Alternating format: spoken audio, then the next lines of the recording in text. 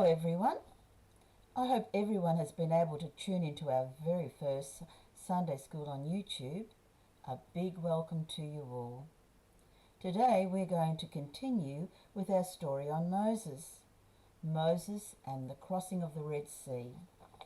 At the end of the lesson, with Mum's help, you'll be able to download the Sunday School sheet to colour in, and there's also an activity for you to do. Before we start our lessons, we should welcome any visitors. And also this week, we have 3 birthdays. Ziggy on Tuesday, Ari on Friday, and Anaya on Saturday. So a big happy birthday to you all.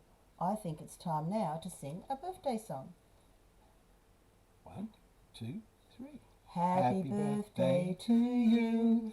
Happy birthday to you. Happy birthday, dear children. Happy birthday to you. May God bless you. May God bless you. God Bless you and keep you. Happy birthday to you. Now, children, it's time for our lesson. Hello, children.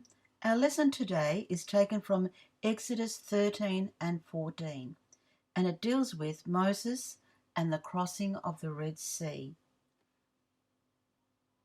Years ago, in the land of Egypt, fantastic monuments were built by the kings, known as pharaohs, using the labour of thousands of slaves. These slaves were God's chosen people, the children of Israel. The Egyptians were cruel to their slaves. They beat them to make them work harder. The Israelites prayed that God would deliver them from this hard life, and God, hearing their prayers, prepared to take them out of the land of Egypt into the land of Canaan. First of all, God chose a leader for his people, a man by the name of Moses. Moses was a man who the Lord could trust and who trusted in the Lord. Moses was to be used by God to deliver his people from the power of Pharaoh, the king of Egypt. Moses appeared before the king and boldly began telling him what God had planned for the children of Israel. God wanted Pharaoh to let his people go. At first, the king was scornful of Moses. God? Who was God to tell him what to do? After all, he was the great Pharaoh of Egypt. Moses warned Pharaoh that unless the children of Israel were set free, God would send great plagues upon the land of Egypt. But Pharaoh refused to listen. On one occasion, the Lord turned all the water in the land to blood. The air was filled with the stench of dead fish, and there was no water to drink anywhere. But Pharaoh refused to let the people go.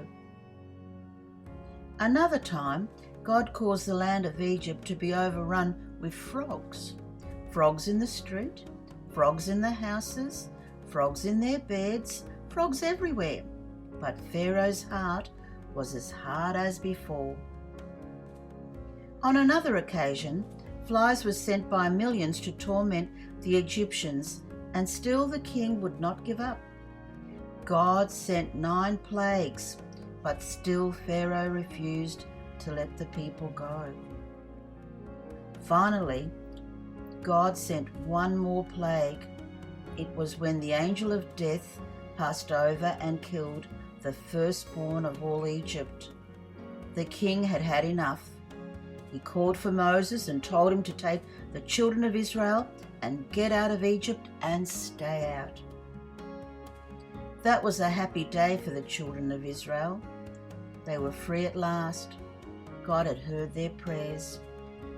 For 430 years, these people and their parents before them had been in the land of Egypt, many of those years as slaves. Now they gathered up their belongings and were ready to go. Soon they were following Moses out into the desert. A hot, hard journey was ahead, but the people were happy. They were heading for a new life, and the land of plenty.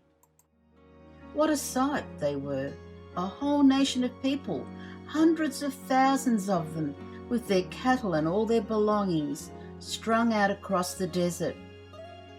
One day something happened that caused a murmur of fear to run down the column of people. They pointed and they whispered. What had they seen? A huge cloud had appeared before them, and such a cloud they had never seen before. The people stood still in wonder. Then Moses said to the people, "Don't be afraid. The Lord God himself is appearing as a pillar of cloud by day and a pillar of fire by night. We know that the Lord is with us and is leading the way." Up until now, the Israelites had been headed directly to the land of Canaan, and if they went on that way, they would soon come into the land of the Philistines, and that would mean just one thing: war. The Lord knew that if his people had to go into battle, they'd become discouraged and want to return to Egypt. So God spoke to Moses and told him to change his direction of travel. The Lord wanted them to turn south towards the Red Sea. Moses may not have understood why, but he trusted in the Lord and gave the order to turn towards the Red Sea. The people did not understand either, but they did what their leader had told them to do. Pharaoh had spies watching, and of course they were ready to report every move the children of Israel made. When the spies told Pharaoh that the Israelites were changing their direction of travel, the king got out his maps and began to study the situation. Pharaoh was already sorry that he had freed all those slaves that had served him so long, and now they were walking right into a trap. Soon they would find themselves with no place to go. There would be mountains on each side, and in front of them would be the Red Sea. If Pharaoh brought his armies in from the rear, well, he could catch them and take them back. And so Pharaoh commanded the armies of Egypt to move out across the desert and travel as fast as they could. The Egyptians raised up quite a lot of dust, and when the Israelites saw the dust clouds far in the distance, they knew right away what that meant. The Egyptians were coming after them. The people of Israel were afraid, and they were angry with Moses for having brought them out into the wilderness. They forgot that God was with them. The children of Israel cried out to Moses that they would have rather have stayed in Egypt as slaves than to be slain out here in the desert by the Egyptian army. But Moses wasn't upset. He was perfectly calm, and he said, "Fear not, stand still and see the salvation of the Lord." Then something strange happened. Pharaoh's soldiers saw it too. They saw a great dark cloud moving in between their camp and the camp of Israel. On the side of the Egyptians, the cloud made everything so dark that they thought they'd better wait until morning to recapture their slaves. But on the other side of the cloud it was different. To the children of Israel, it was a pillar of fire. They could see everything clearly, and the light showed that they were trapped, hemmed in by the mountains and the Red Sea. Any minute, the Egyptians would come riding down on them, and there was no place to go. Why had God allowed this terrible thing to happen to them? As the people watched, Moses, their leader, walked right up to the edge of the Red Sea. Then Moses did something that God had told him to do. He lifted up his rod, and a strong wind began to blow, and the waters began to part.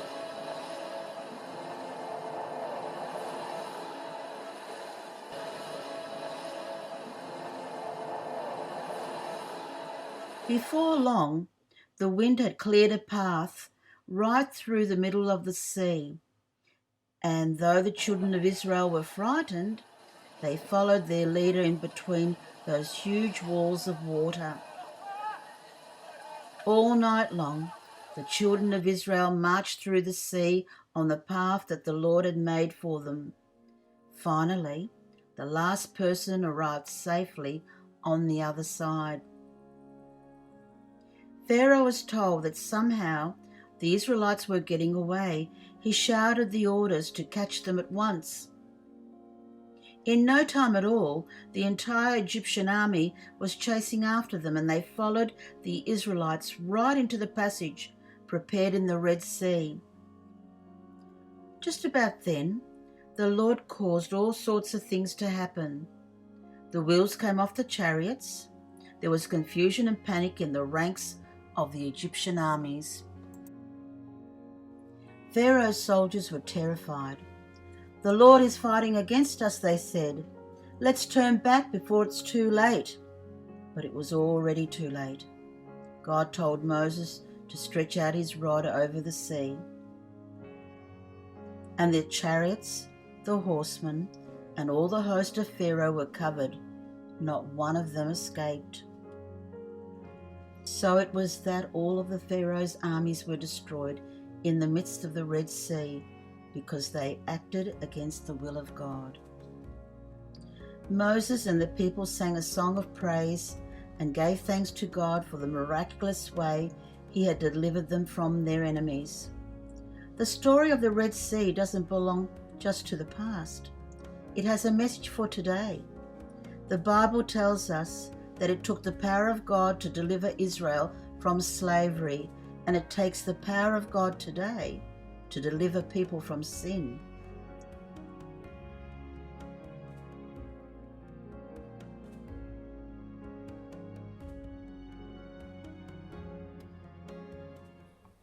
Thank you, children, for joining us today, and don't forget to do the activities. Hope to see you for Sunday school next week. Bye from Auntie Mary.